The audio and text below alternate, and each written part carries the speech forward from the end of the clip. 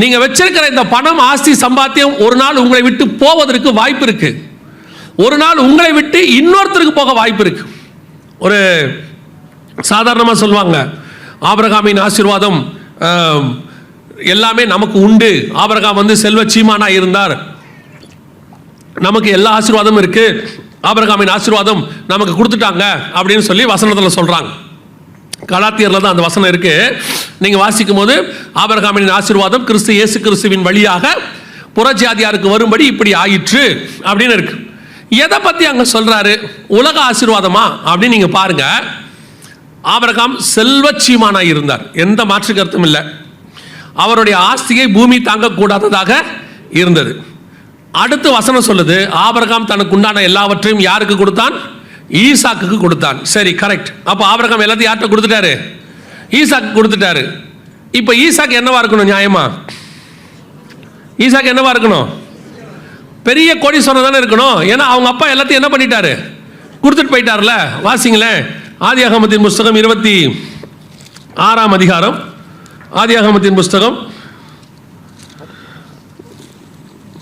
27ஆம் அதிகாரம்,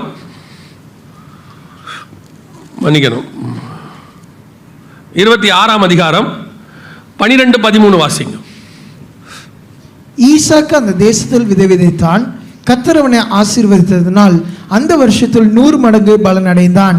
அவன் ஐஸ்வர்யவானாகி. எப்போ என்ன ஆகி? ஐஸ்வர்யவான். அப்ப அதுக்கு முன்னாடி வசனம் என்ன சொல்லுது?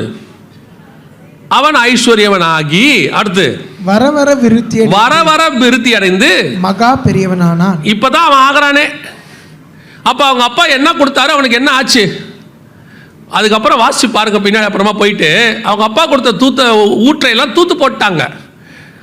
அவன் சம்பாதிக்கிறான் கையால, அவன் விதைக்கிறான், அவன் ஆசீர்வதிக்க போறான். வசனம் சொல்லுது ஐஸ்வர்யவனாகி. அப்பதான் அவன் பணக்காரனாவே மாறுறான்.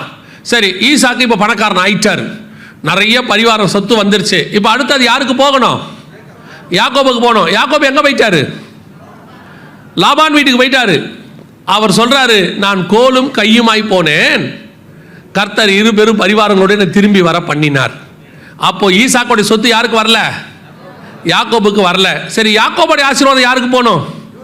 யோசேப்புக்கு போனோம். அவன் தான் சேஷ்டபுத்திர பாகம். யோசேப்பு இப்ப எங்க போயிட்டாரு? எகிப்துக்கு போயிட்டாரு. இப்ப யோசேப்பு யாக்கோபு பார்க்க வந்தாரா? யாக்கோபு யோசேப்பை பார்க்க போனாரா? எகிப்துக்கு பார்க்க போனாரு. அங்க போனா இவங்க எல்லாரும் பஞ்ச காலத்துல அங்க போய் சேர்றாங்க. யோசேப்பு தான் அவர்களை போஷிக்கிறான். அப்ப யாக்கோபு ஆசீர்வாதம் யாருக்கு வரல? இப்ப புரியுதா உங்களுக்கு? ஆபிரகாமின் உலக ஆசீர்வாதம் ஈசாக்குக்கு வரவில்லை, ஈசாக்கின் உலக ஆசீர்வாதம் யாக்கோபுக்கு போகவில்லை, யாக்கோபின் உலக ஆசீர்வாதம் யோசேப்புக்கு போகவில்லை. ஆனால் முற்பிதாக்களுடைய ஆசீர்வாதம் உண்டு. எது உண்டு? அவர்கள் 3 பேர் மேலேயும் கர்த்தருடைய திட்டம் ஒன்று இருந்தது. பரிசுத்த ஆவியானவரை குறித்த வாக்குத்தத்தம் இருந்தது. அந்த ஆசீர்வாதம் தலைமுறை தலைமுறை தலைமுறையாய் அவர்களை கடந்து வந்துச்சு. இதை நீங்க இன்னைக்கும் புரிஞ்சுக்காம ஆபிரகாமின் ஆசீர்வாதம் எனக்கு உண்டு எனக்கு உண்டு, ஆபிரகாம் செல்வ சீமானாயானான். இல்லைங்க, உலகத்தில் உங்களை கர்த்தர் தரித்திரமாய் இருக்க சொல்லவில்லை. ஆனால் இந்த உலகத்தில் கர்த்தர் கொடுக்கிறது எல்லாமே நீட், தேவை. நீங்கள் குறைவாய் இருக்க பரலோகம் விரும்பல. என்ன தேவையோ பரலோகம் கொடுக்குது. நீங்க குழந்தையா பிறக்கும் போது ஒரு சின்ன கவுன், சின்ன சட்டை தேவைப்பட்டுச்சு, பரலோகம் கொடுத்துச்சு. நாம அப்புறம் 30-40 வயசு ஆன உடனே 38 இன்ச்சு 40 இன்ச்சு சட்டை 42 ஆச்சு, 44 ஆச்சு, டபுள் எக்ஸல், ட்ரிபிள் எக்ஸல். அப்புறம் அந்த கடைக்காரர் சொல்றாரு, உங்க சைஸுக்கு சட்டையே இல்ல சார்ன்ட்டார்.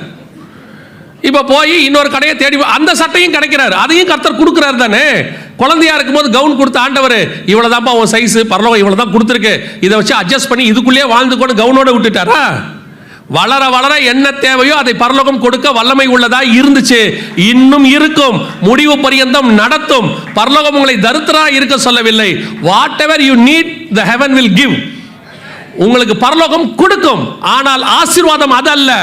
ஆசீர்வாதம் என்பது என்ன தெரியுமா? எனக்கொன்று கர்த்தர் நியமித்து வைத்திருக்கிறார், அது வானத்துக்குரியது, அதை நான் போகும்போது சுதந்திரித்துக் கொள்வேன்.